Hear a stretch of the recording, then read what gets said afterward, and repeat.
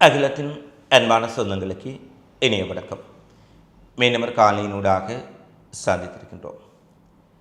Iran America Israel இடையிலான மோதல் உச்சமடைந்துள்ள சூழ்நிலையில் அமெரிக்க அதிபர் டொனால்ட் ட்ரம்ப் ஈரானின் உடைய உட்கட்டுமானங்கள் மீதும் எரிசக்தி எரிவாயு நிலையங்கள் மீதும் 10 நாட்களுக்கு தாக்குதலை ஒத்திவைப்பதாக ஒரு அறிவிப்பை வெளியிட்டிருந்தார்.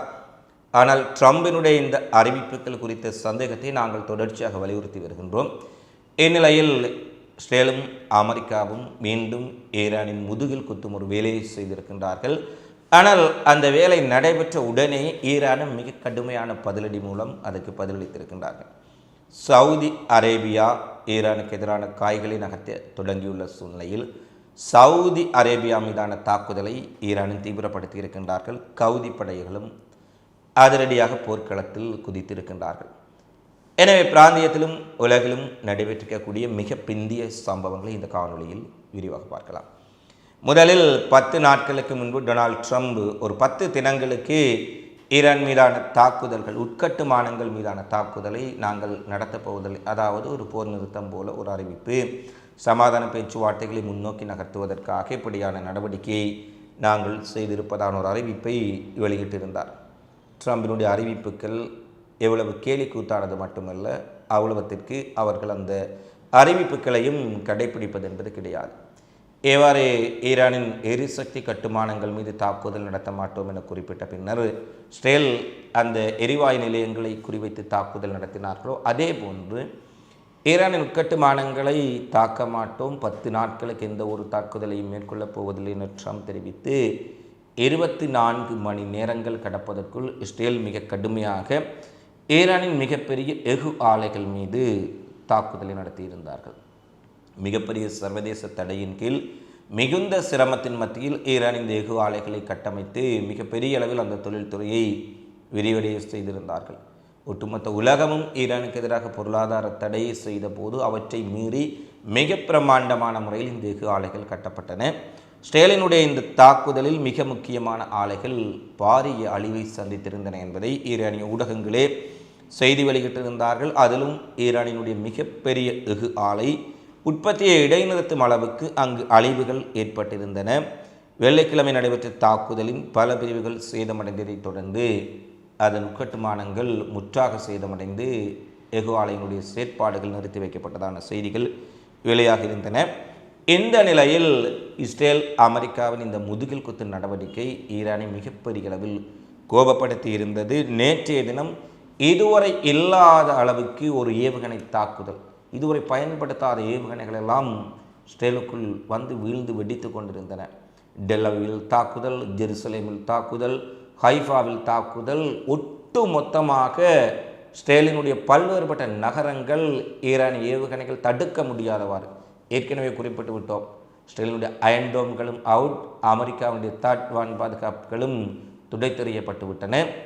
ஈரான் ஏவக்கூடிய ஏவுகணைகள் எல்லாம் வீழ்ந்து வெடித்து மிகப்பெரிய சேதம். டெல்லவில் இருக்கக்கூடிய ஒரு கிப்ரு மொழியில் இருக்கக்கூடிய ஒரு இஸ்ரேலியர் பதிவிடுகின்றார், எவ்வளவுதான் இந்த சேதங்களை எங்கள் அரசுகள் மறைத்தாலும் இந்த நாடு ஒரு அழிவை சுமந்து கொண்டிருக்கின்றது. எங்கு பார்த்தாலும் இடிந்த கட்டிடங்களும் தரைமட்டமாகிய அடுக்குமாடிகளும் எரிந்து கொண்டிருக்கக்கூடிய ஒரு உட்கட்டுமானங்களையும் தான் பார்க்கக்கூடியதாக இருக்கின்றது. டெல்லவில் ஏறக்கூடிய ஒரு பேய் நகரம் போல மாறிவிட்டது என ஒரு கீப்ரு மொழியில் இருக்கக்கூடிய ஒரு இஸ்ரேலியர் பதிவிடுகின்றார். இவர்கள் எவ்வளவுதான் இந்த சேதங்கள் குறித்து தகவல்களை மறைத்தாலும் கூட தற்போது சேதங்களின் அளவு அதிகரித்திருப்பது உலகளாவிய ரீதியில் இஸ்ரேலினுடைய நிலை குறித்த கேள்விகளை எழுப்பியிருக்கின்றது. இந்த தாக்குதலில் 4 பேர் கொல்லப்பட்டதுடன் 20க்கும் மேற்பட்டவர்கள் காயமடைந்திருப்பதாக இஸ்ரேல் அறிவித்தாலும் கூட இந்த உயிரிழப்புகளின் எண்ணிக்கை இதைவிட மிக அதிகமாக இருக்கலாம் என்ற செய்திகளே தற்போது வெளியாக இருக்கின்றன. ஹைபர் ஷெகான் செய்யல் ஏவுகணைகளுக்கு மேலதிகமாக அதிக அளவில் கொத்து குண்டுகள், கிளாஸ்டர் குண்டுகளை ஈரான் இஸ்ரேல் மீது ஏவி இருக்கின்றமையும் குறிப்பிடத்தக்க விடயமாக இருக்கின்றது. எனவே இஸ்ரேல் மீது ஈரான் இவ்வாறான தாக்குதல்களை நடத்தி கொண்டிருக்கும் சூழ்நிலையில் ஹிஸ்புல்லா போராளிகளும் நேற்று இதுவரை இல்லாத அளவுக்கு ஒரு தாக்குதல் உள்ளே நுழைந்த ஆக்கிரமிப்பு படைகளுக்கு எதிராக நடத்தி இருக்கின்றார்கள். தெற்கு லெபனானின் பெக்கா பள்ளத்தாக்கு அருகே இடம்பெற்ற தாக்குதலில் உள்ளே இஸ்ரேலிய ஆக்கிரமிப்பு படைகளை வர வைத்துவிட்டு பதுங்கியிருந்த ஹிஸ்புல்லா போராளிகள் சுற்றி வளைத்து தாக்கியதில் இஸ்ரேல் இராணுவத்தினுடைய 2 மெகாவாட் டேங்கிகள், ஒரு துருப்புக்காவி கவச வாகனம், இராணுவ ட்ரக் சுக்குநூறாக சிதறடிக்கப்பட்டிருக்கின்றது. தொடர்பான காணொலி பதிவுகளை அவர்கள் வெளியிட்டிருக்கின்றார்கள். வாட்ஸ்அப் சேனலில் நீங்கள் அதை பார்வையிட முடியும். எனவே இந்த தாக்குதலை அடுத்து 10க்கும் மேற்பட்டவர்கள் காயமடைந்ததாக இஸ்ரேல் குறிப்பிட்டாலும் கூட ஹிஸ்புல்லா தாக்குதல் காரணமாக வடக்கு இஸ்ரேலில் இருக்கக்கூடிய மருத்துவமனைகள் நிறைந்து காணப்படும் அளவுக்கு உயிரிழப்புகளும் இஸ்ரேலிய இராணுவத்தின் காயமடைந்தவர்களின் எண்ணிக்கையும் அதிகம் என்பதை லெபனான் ஊடகங்களை வெளியிட்டிருக்கின்றார்கள்.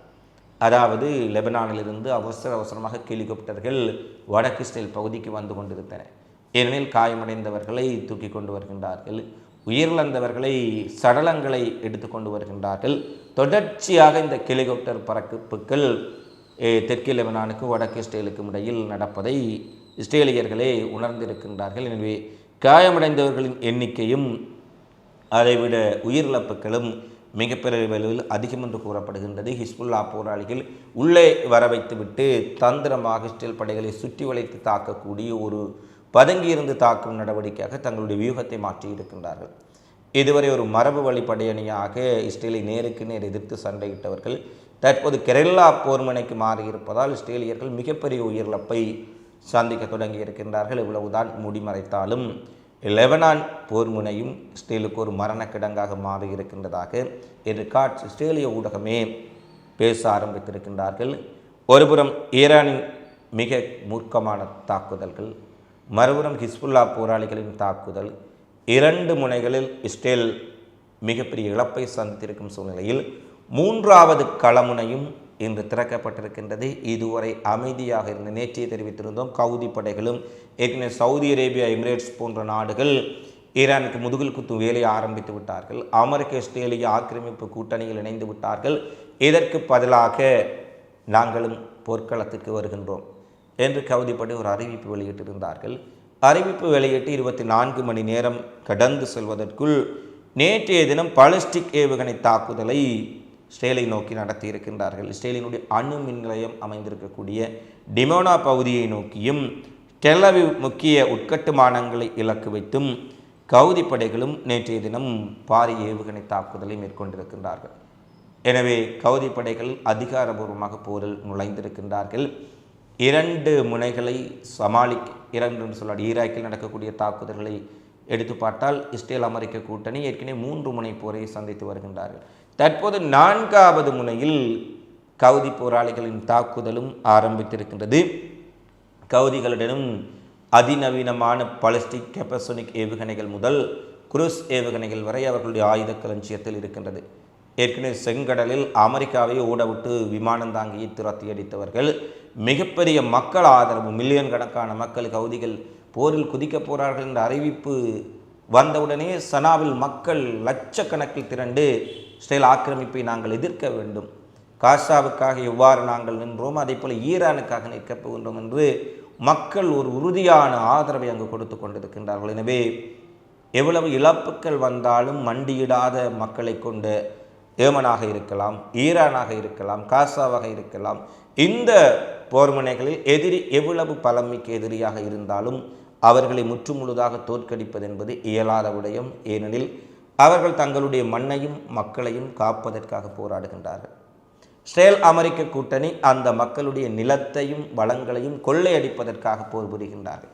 எனவே தன்னுடைய நிலத்தையும் வளத்தையும் காப்பதற்கு போராடுபவனுக்கும் தன்னுடைய நிலத்தையும் வளத்தையும் காப்பதற்கு தன் உயிரை துச்சமாக மதித்து போராடக்கூடியவர்களுக்கும் இன்னொருவனுடைய நிலத்தையும் வளத்தையும் கொள்ளையடிப்பதற்காக போர் புரிபவனுக்கும் இருக்கும் வித்தியாசம் மிக தெளிவாக அனைத்து போர் முனைகளிலும் தெரிகின்றது. ஈரானில் இவர்களுடைய போர் மிகப்பெரிய பின்னடைவை சந்தித்திருப்பதாக இன்று வால் ஸ்ட்ரீட் ஜேர்னலில் அமெரிக்க இராணுவ ஆய்வாளர்கள் பேச ஆரம்பித்திருக்கின்றார்கள். இது ஒரு முட்டாள்தனமான போர், இது ஒரு முற்றுப்பெறாத முடிவில்லாத வெற்றி பெற முடியாத போர். அமெரிக்காவின் பொருளாதாரம் மட்டுமல்ல, ஒட்டுமொத்த உலக பொருளாதாரமே சீரழியப் போகின்றது ட்ரம்பினுடைய முட்டாள்தனமான முடிவால் என்று இன்று அமெரிக்க பத்திரிகைகள் எழுதி கொண்டிருக்கின்றார்கள். ஐரோப்பிய பத்திரிகைகள், ஈரானிய பத்திரிகைகள் கிடையாது, அமெரிக்க பத்திரிகைகளே எழுதும் அளவுக்கு நிலைமை அங்கு மாறி இருக்கின்றது. கவுதி படைகளினுடைய தாக்குதல் புதிய அச்சத்தை இஸ்ரேல் அமெரிக்காவுக்கு ஏற்படுத்தி இருக்கும் என்பதில் எந்த மாற்றமும் கிடையாது. கவுதி படைகளின் தாக்குதல் இவ்வாறு நடைபெற்று கொண்டிருக்க சவுதி அரேபியாவினுடைய சல்மானுடைய துரோகம் குறித்து ஏற்கனவே பேசியிருக்கின்றோம். எவ்வளவுதான் இவர்கள் பாலஸ்தீனர்களுக்கு ஆதரவு போலவும் ஈரான் எங்களுக்கு சகோதரர்கள் என்று நடித்தாலும் அவர்களுடைய உண்மை வேடம் இந்த போரில் வெளிப்பட்டு விட்டது. ஒரு பழமொழி சொல்லுவார்கள், கெட்டிக்காரன் புழுகட்டு நாட்களுக்கு. எவ்வளவுதான் நாங்கள் பாலஸ்தீனர்களுக்கு ஆதரவானவர்கள், ஈரானுக்கு ஆதரவானவர்கள், இஸ்ரேலுக்கு எதிரானவர்கள், இஸ்ரேல் ஆக்கிரமிப்பை எதிர்ப்பதாக கூறினாலும் நீ மறைமுகமாக இஸ்ரேலுடனும் அமெரிக்காவுடனும் எவ்வளவு தூரம் தொடர்புகளை வைத்திருக்கின்றாய் என்பதை பல ஊடகங்கள் முன்பே காசா போரிலேயே வெளிப்படுத்தி இருந்தார்கள். இந்த நிலையில்தான் சவுதி அரேபியாவின் அறிவிப்பு ஈரானுக்கு எதிராக வந்த பின்னர் பிரின்ஸ் சுல்தான் விமானப்பட தளத்தை குறிவைத்து ஈரான் ஒரு மிகப்பெரிய ஏவுகணை, பாலிஸ்டிக் ஏவுகணை தாக்குதல், ட்ரோன் தாக்குதலை நடத்தி இருக்கின்றார்கள். அதிகளவான ட்ரோன்கள், அதுவும் துல்லியமாக தாக்கக்கூடிய ட்ரோன்கள் அமெரிக்க தளம், அதாவது பிரின்ஸ் சுல்தான் விமானப்படை தளத்தை தாக்கி அளித்திருக்கின்றன. எரிபொருள் நிரப்பும் பல விமானங்களும் சேதமடைந்ததாக அதிகாரிகள் உறுதிப்படுத்தி இருக்கின்றார்கள். இதே நேரத்தில் சவுதி அரேபியா மட்டுமல்ல, சவுதி அரேபியாவில் தாக்குதல் நடத்தி சில நிமிட இடைவெளிகளிலேயே ஒரே நேரத்தில் பாருங்கள் பல முனை தாக்குதல். பஹ்ரைனில் இருக்கக்கூடிய கடற்படை 5ஆம் கட்டளை அமெரிக்க தலைமையகத்தின் மீதும் மிகப்பெரிய அளவிலான தாக்குதல் அமெரிக்கா எதிர்பார்க்கவில்லை. ஏனெனில் ஒரு இடத்தின் மீது தாக்குதல் நடத்தி சில மணி நேரங்கள் கழித்து தான் அடுத்த தளத்தை தாக்குவார்கள். இது ஒரு 20-30 நிமிட இடைவெளிகளில் ஒரு ஒருங்கிணைந்த தாக்குதல் சவுதி அரேபியா அமெரிக்க தளத்தின் மீது, பஹ்ரைன் தளத்தின் மீது நடக்கின்றது. இந்த தாக்குதலில் மிக பெரிய அளவான உயிரிழப்புகளை அமெரிக்கா சந்தித்திருக்கின்றது என்ற செய்திகள் தற்போது உறுதிப்படுத்தப்பட்டிருக்கின்றன. இதில் 25 பேர் வரை காயமடைந்திருப்பதாக அமெரிக்கா தெரிவித்தாலும் கூட இன்று சுயாதீனமான சவுதி பஹ்ரைன் ஊடகங்கள் வெளியிட்ட தகவல்களின்படியே குறைந்தபட்சம் 32 அமெரிக்க படைகள் கொல்லப்பட்டிருக்கின்றார்கள், 50க்கும் மேற்பட்டவர்கள் காயமடைந்திருக்கின்றார்கள். இதுவரை ஈரான் நடத்திய தாக்குதல்களிலேயே மிகப்பெரிய உயிரிழப்பை ஒரே நாளில் இந்த தாக்குதல் ஏற்படுத்தி இருக்கின்றது என்ற செய்திகளும் வெளியாக இருக்கின்றன. இந்த தாக்குதல் நடைபெற்ற பின்னர் பஹ்ரைன் இராணுவ தளத்தில் இருந்தும் சவுதி அரேபியா சுல்தான் பிரின்ஸ் விமானப்படை தளத்தில் இருந்தும் தொடர்ச்சியாக ஆம்புலன்ஸ் வண்டிகள் காயமடைந்தவர்களையும் உயிரிழந்த அமெரிக்க துருப்புக்களினுடைய உடல்களையும் கொண்டு சென்றிருப்பதாக பஹ்ரைன் வாசிகளே சமூக வலைத்தளத்தில் தெரிவித்திருக்கின்றார்கள். எனவே நேற்று ஒரே நேரத்தில் இஸ்ரேல் மீது தாக்குதல், பஹ்ரைன் மீது தாக்குதல், சவுதி அரேபியா மீது தாக்குதல் என சுற்றி வளைத்து ஈரான் நடித்திருக்கின்றார்கள். ஈரானினுடைய உட்கட்டுமானங்கள், எஃகு ஆலைகள் மீது இஸ்ரேல் நடத்திய தாக்குதல் தான் இவற்றுக்கெல்லாம் காரணம் என்பதும் இங்கே மிக முக்கியமான ஒரு விடயம். ஏனெனில் ஈரான் குறிப்பிட்டிருக்கிறார்கள், எங்களுக்கு ஒரு கண்ணை எடுத்தால் நாங்கள் இது 2 கண்ணையும் எடுத்து விடுவோம் என. முதலில் சொன்னார்கள் கண்ணுக்கு கண், எங்கள் ஒரு கண்ணை பிடுங்கினால் உங்கள் ஒரு கண்ணையும் பிடுங்குவோம் என்று. இப்போது அவர்கள் கொள்கையை மாற்றிவிட்டார்கள், என்னுடைய ஒரு கண்ணை பிடுங்கினால் 2 கண்களையும் பிடுங்கி எறிந்து விடுவோம் என்று சொல்லும் அளவுக்குத்தான் ஈரானிய தாக்குதல்கள் இருக்கின்றன. அமெரிக்க அதிபர் டொனால்ட் ட்ரம்ப் சமாதானத்தை விரும்புவதைப் போலவும் தான் சமாதானத்தில் நாட்டம் கொண்டவர் போலவும் பல கேலி கூத்துக்களையும் நாடகங்களையும் அரங்கேற்றினாலும் அவர்களுடைய நோக்கம், உண்மை நோக்கம் இந்த போரை முடிவுக்கு கொண்டு வருவதல்ல என்பதை ஈரான் நன்கு உணர்ந்திருக்கின்றார்கள். இதன் காரணமாகவே ஈரானின் தாக்குதல்கள் மிக கடுமையான அளவில் தற்போது இருப்பதை பார்க்கக்கூடியதாக இருக்கின்றது. அடுத்து ஈரான் போரினால் பாதிக்கப்பட்டிருக்கும் சூழ்நிலையில் சீனாவில் இருந்து 60,000 டன் அரிசி மற்றும் உணவுப் பொருட்கள் அவசரமாக ஈரானுக்கு அளிக்கப்பட்டிருக்கின்றது. தங்களுடைய நட்பின் அடிப்படையில் ஈரானிய மக்களுக்கு சகோதரத்துவ அடிப்படையில் 60,000 டன் அரிசி, பால்மா உட்பட உணவுப் பொருட்களை வழங்கியிருப்பதாக சீனா தெரிவித்திருக்கின்றார்கள். ஏற்கனவே நேற்று முன்தினம் ரஷ்யாவிலிருந்து அதிகளவான உதவிப் பொருட்கள் ஈரானை சென்றடைந்த சூழ்நிலையில் சீனாவின் தன்னுடைய பங்குக்கு அந்த மக்களுக்காக மிகப்பெரிய உதவித்தொடரடியை அனுப்பியிருக்கின்றார்கள். இறுதியாக ஸ்பெயினினுடைய பிரதமர், இந்த ஐரோப்பாவிலே ஒரு முதுகெலும்புள்ள தலைவர், துணிச்சலாக தன்னுடைய கருத்துக்களை ஊடகங்களில் பேசக்கூடிய ஒரு நபர், நேற்று ஒரு அமெரிக்க ஊடகம் அவரை நேர்காணல் செய்கின்றார்கள். இந்த போரில் நீங்கள் வெளிப்படையாகவே அமெரிக்காவுக்கு எதிராக இந்த போரில் நிலைப்பாட்டை அறிவித்திருக்கின்றீர்கள், உங்களுடைய நிலைப்பாட்டின் பின்னணி என்ன என்று கேட்கின்றார்கள். அவர் உடனே குறிப்பிட, இது ஒரு முறையற்ற போர், ஏதோ ஒரு தேவையற்ற போர், அமெரிக்க இஸ்ரேல் வலிந்து இந்த போரினூடாக உலகத்தை ஆபத்துக்குள் ஆழ்த்துகின்றார்கள் என்பதை நான் இந்த போர் ஆரம்பித்த முதல் நாளிலேயே உணர்ந்து கொண்டேன். எனவே தான் நான் என்னுடைய ஐரோப்பிய சகாக்களையோ நேட்டோ நாடுகளை கூட கலந்து ஆலோசிக்காமல் இந்த போரில் நாங்கள் ஈடுபட மாட்டோம் என்பதை தெளிவாக தெரிவித்திருந்தேன். அதேபோல் ஈரான் மிகப்பெரிய 25 ஆண்டுகளாக தயார் நிலையில் இருக்கக்கூடிய நாடு, தங்கள் நாட்டின் மீது ஆக்கிரமிப்பு இடம்பெறலாம் என எதிர்பார்த்திருப்பதால் அவர்கள் மிகப்பெரிய அளவில் இதற்கு பதிலளிப்பார்கள் என்பதை நான் உணர்ந்திருக்கின்றேன். அதனால் தெளிவாக சொல்லிவிட்டேன். பெட்ரோ சான்ஸ் அவர்கள் வால் ஸ்ட்ரீட் ஜேர்னலுக்கு கூறுகின்றார், அமெரிக்க அதிபர் டொனால்ட் ட்ரம்பினுடைய போர் நடைமுறையும் தவறாக இருக்கின்றது, இராயதந்திர நடைமுறையும் தவறாகத்தான் இருக்கின்றது.